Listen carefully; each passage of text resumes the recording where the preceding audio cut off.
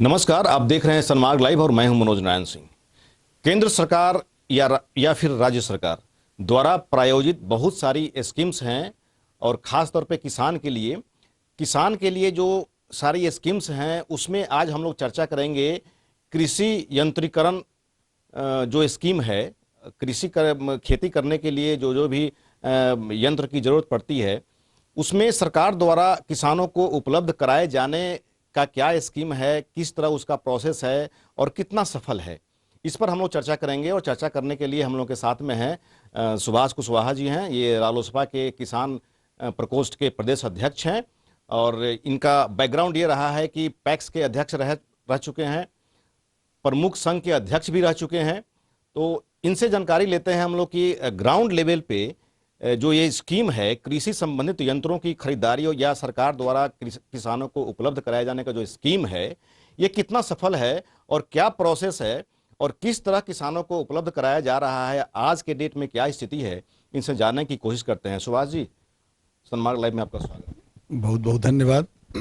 आपसे हम लोग जानने का प्रयास करेंगे कि किसानों के लिए सरकार का खास तौर पे खेती करने के लिए कौन कौन सा यंत्र का और क्या क्या उसका स्कीम है, थोड़ा बताइए।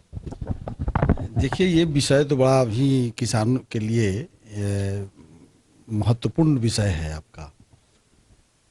भारत के प्रधानमंत्री माननीय मोदी जी जब आने के साथ ही उन्होंने किसानों के लिए कृषि यंत्रीकरण की बात किए थे और किए ही नहीं थे, सभी राज्य को भी वो योजना के पैसा भेजे थे, जिसमें बिहार सरकार को भी उन्होंने कहा कि आप या तो समूह बनाइए या तो सोसाइटी के माध्यम से कृषि यंत्र बैंक खोलने का उन्होंने प्रावधान किया और उसमें 80% सब्सिडी देने की बात भी उन्होंने किया।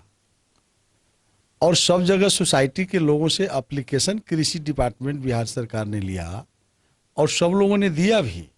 और 80% सब्सिडी की जहाँ तक बात हुई तो अब ये विषय आ गया, जैसे ही जिला में अप्लाई किया गया और तब कृषि विभाग ने कहा कि आप पहले जो है खरीद लीजिए।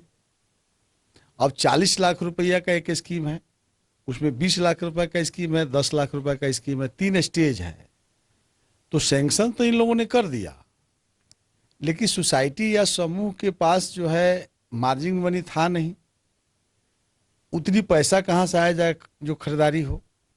तो इसमें मूल विषय ये होना चाहिए था, जहाँ सरकार चूक कर गई, कि सब्सिडी का पैसा और जो मार्जिन मनी है जो सोसाइटी लगाती या गांव के किसानों की समूह लगाती, जिससे खरीदारी आसान हो जाता और ना सोसाइटी के पास पैसा हुआ, ना ये आपका योजना धरातल पर पहुंचा। ये योजना एकदम बिहार सरकार के माध्यम से जो चल रही थी, ये योजना एकदम फेल कर गई। दूसरी तरफ जो है बिहार की सरकार ने जो कृषि यंत्र के लिए दो इसमें है, एक तो ये आपको जो बताए हम, दूसरा है कि सीधा किसानों को कृषि यंत्र का लाभ दिया जाए। तो उसमें 76 यंत्र है कृषि यंत्र, जिस पर बिहार सरकार 30%, 40%, 50% तक की सब्सिडी दे रही है।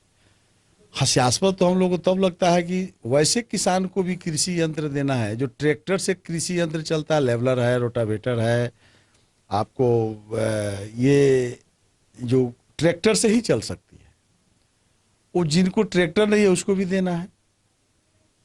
तो इतनी बड़ी ये लूट की अड्डा बन गया।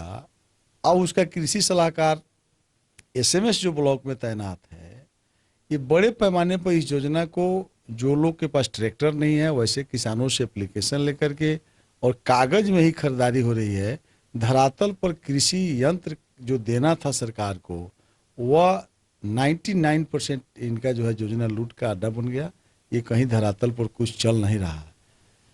सरकार खूब प्रयास कर रही है इसमें। हम ऐसा नहीं है कि हम लोग विपक्ष में हैं तो हम सीधा हमला कर रहे हैं, ऐसी भी बात नहीं है। पैसा की भी कमी नहीं है, सारी चीज भी लो दे रहा है, लेकिन रास्ता इतना ना इसमें बना हुआ है कि एप्लीकेशन लो और खाता किसानों का बगैर जो है व्यवसायी को या मजदूर क्लास के लोगों के खाता में पैसा भेज दो और फिर बाद में मिल करके उससे पैसा निकाल करके बंदर बांट कर लो। कृषि यंत्र के बारे में गांव स्तर पर कोई नहीं जानता है और ये योजना फेल कर गई। मूलतः दो विषय है तो ये जो स्कीम है, इस स्कीम को फेल्योर करने में कौन कौन सा तंत्र यहाँ पर आपको दिख रहा है कि कौन कौन तंत्र जो है सरकार का, कौन कौन तंत्र जो है इसको फेल्योर कर रहा है?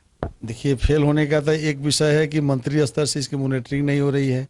दूसरा, जो डिपार्टमेंट के लोग हैं बेलगाम हैं, जिला के जितना कृषि पदाधिकारी है, एसएमएस और कृषि किसान सलाहकार के माध्यम से इसमें बड़े पैमाने पर जो है फर्जीवाड़ा हो रहा है।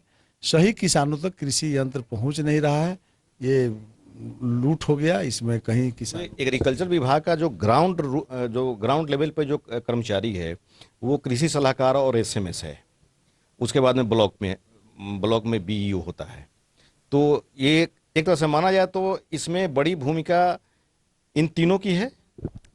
बिल्कुल है, लेकिन देखिए, ब्लॉक कृषि पदाधिकारी जो है, प्रखंड कृषि पदाधिकारी को बहुत चीज में अलग कर दिया गया है। उसमें एसएमएस और किसान सलाहकार की भूमिका अलग कर दी गई है। कृषि यंत्रीकरण जो है सीधा ब्लॉक कृषि पदाधिकारी तो दोषी है ही, लेकिन सीधा उनकी संपर्क से हटा दिया गया है। इसलिए जो है बेलगाम होने का एक और कारण है। जो निचली स्तर पर मॉनिटरिंग होनी चाहिए थी, जो अब पंचायत में जाइएगा तब आएगा। ग्राम पंचायत कार्यकारिणी की बैठक नहीं हो रही है पूरे राज्य में, जिससे किसान सलाहकार उस मीटिंग में जा नहीं रहे हैं। तो नीचे स्तर पर, जो वार्ड के स्तर पर, मुखिया के स्तर पर जो समीक्षा होनी चाहिए थी, इस डिपार्टमेंट की समीक्षा नहीं हो रही है। माने एकदम फ्री है, कोई देखने वाला नहीं है किसान सलाहकार को, एसएमएस को, एकदम उस मतलब। आप जो बोले हैं कि जो कृषक है जिसको ये स्कीम देना है उसके खाते में पैसा जाता है, उसके खाते में पैसा ट्रांसफर कहाँ से होता है?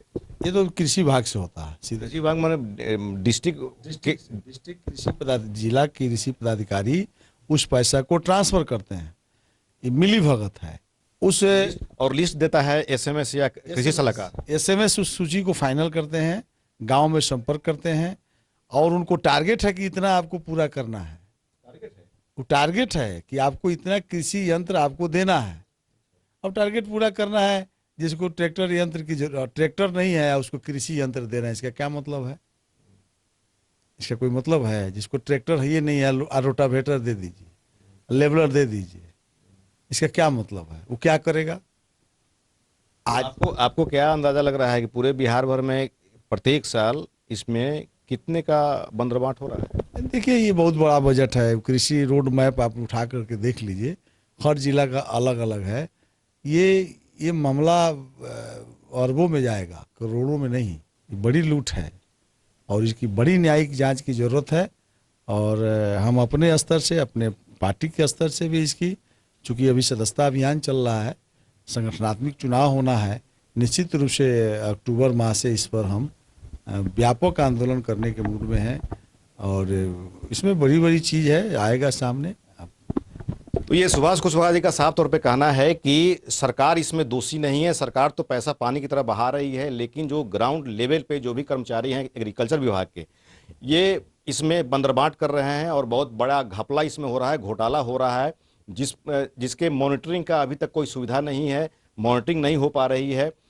इसमें मंत्री लेवल पर भी जो है मॉनिटरिंग करने की ज़रूरत है। हालांकि ये तो विपक्ष में है, लेकिन ये जिस तरह से किसानों के हित के लिए सोच रहे हैं, हालांकि जिस पार्टी में है उसमें भी किसान प्रकोष्ठ के प्रदेश अध्यक्ष हैं, और किसानों की जो मजबूरी है, किसानों की जो मंशा है, और किसान का जो हक मिलता है, सरकार का जो हक है, उसको किस तरह बिचौलिया लूट रहा है, इससे मर्माहत हैं। और ये प्रयास करेंगे कि आने वाले समय में इसको पर्दाफाश किया जाए, इसके लिए आंदोलन किया जाए।